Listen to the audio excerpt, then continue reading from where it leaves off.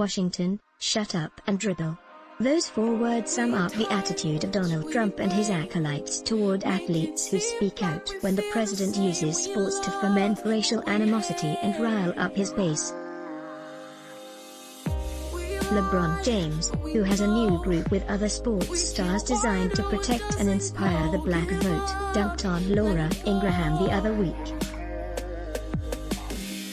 He tweeted, "If you still haven't figured out why the protesting is going on, why we're acting as we are, it's because of the utter fatigue with disparities such as this." Back when King James told ESPN in 2018 that Trump did not care about the people, comparing him to a bad coach, Ingraham commanded him to shut up and dribble. But Ingraham reacted quite differently to Drew Brees' recent comment, since rescinded, that he would never agree with anybody disrespecting the flag, when asked whether players should kneel this season. He's allowed to have his view about what kneeling and the flag means to him, the Fox anchor said.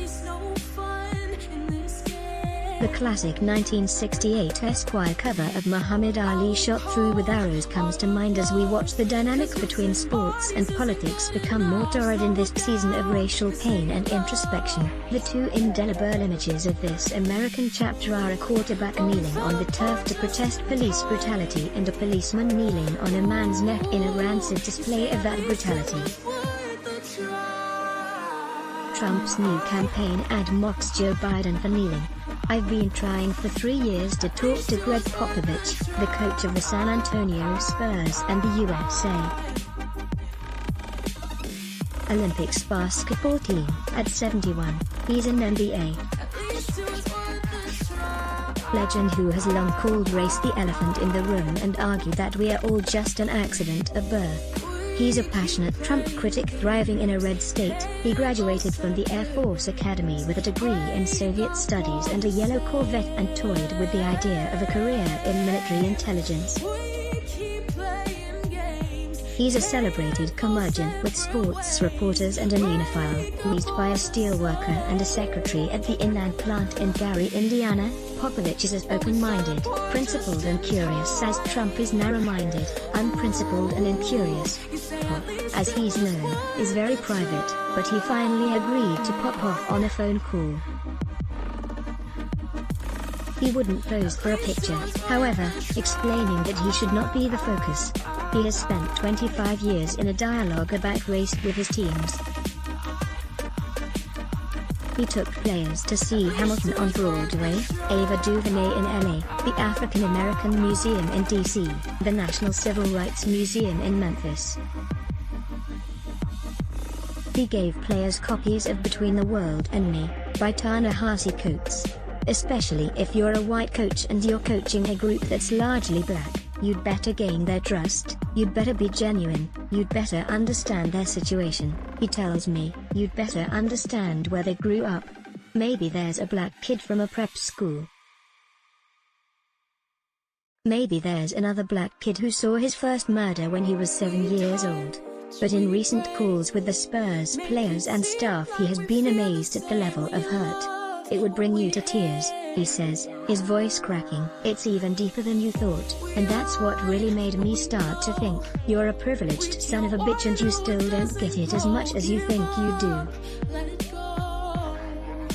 You gotta work harder. You gotta be more aware.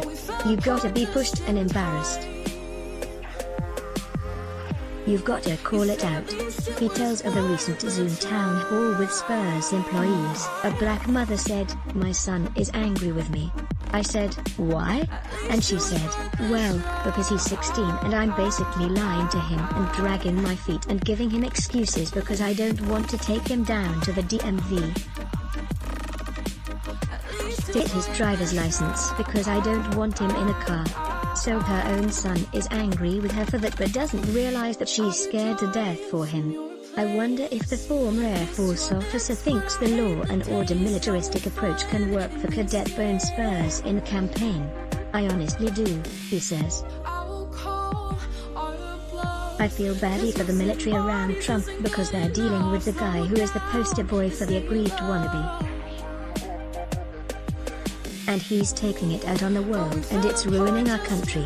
about Trump's refusal to consider renaming military installations named for Confederate leaders. Pop says of U.S. soldiers, "They didn't go to war for General Bragg, they went to war for our country."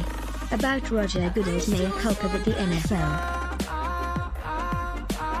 was wrong for not listening sooner to players who wanted to speak out in protest, an apologia he made without mentioning Colin Kaepernick's name. Popovich is skeptical. A smart man is running the NFL, and he didn't understand the difference between the flag and what makes the country great. All the people who fought to allow Kaepernick to have the right to kneel for justice, he says. The flag is irrelevant. It's just a symbol that people glom onto for political reasons, just like Cheney back in the Iraq War. He continues about Goodell, "He got intimidated when Trump jumped on the kneeling and he folded." Popovich says it is analogous to Republican lawmakers who support Trump out of fear that they'll get tweeted out of their office and not get elected the next go-round. Don't Tom Cotton and Lindsey Graham have people at home they are embarrassed to look in the eye? He ponders. What does he think about the fact that 7 NFL owners, including Jerry Jones and Robert Kraft, each gave $1 million to Trump's inaugural committee? "It's just hypocritical," he replies. "It's incongruent, it doesn't make sense. People aren't blind." Do you go to your staff and your players and talk about injustices and democracy and how to protest? I don't get it. I think they put themselves in a position that's untenable. When he trashed Trump soon after the election, the suits at the Spurs told him people were turning in their season tickets. "I just said, I don't care. If they don't come, I don't care. That's the way it is," he recalls. Ownership. Not one phone call, not one look, about dialing it back. Is he worried about starting to play again on July 30th at Disney World, with that other plague still on the loose? He passes the ball to Adam Silver, the smooth NBA commish. The COVID, the coach murmurs. "I'm just counting on Adam to make sure we're all safe." The Times is committed to publishing a diversity of letters to the editor. We'd like to hear what you think about this or any of our articles. Here are some tips. And here's our email, letters@nytimes.com. Follow the New York Times opinion section on Facebook, Twitter, @NYTopinion, and Instagram. Let's block ads. Why?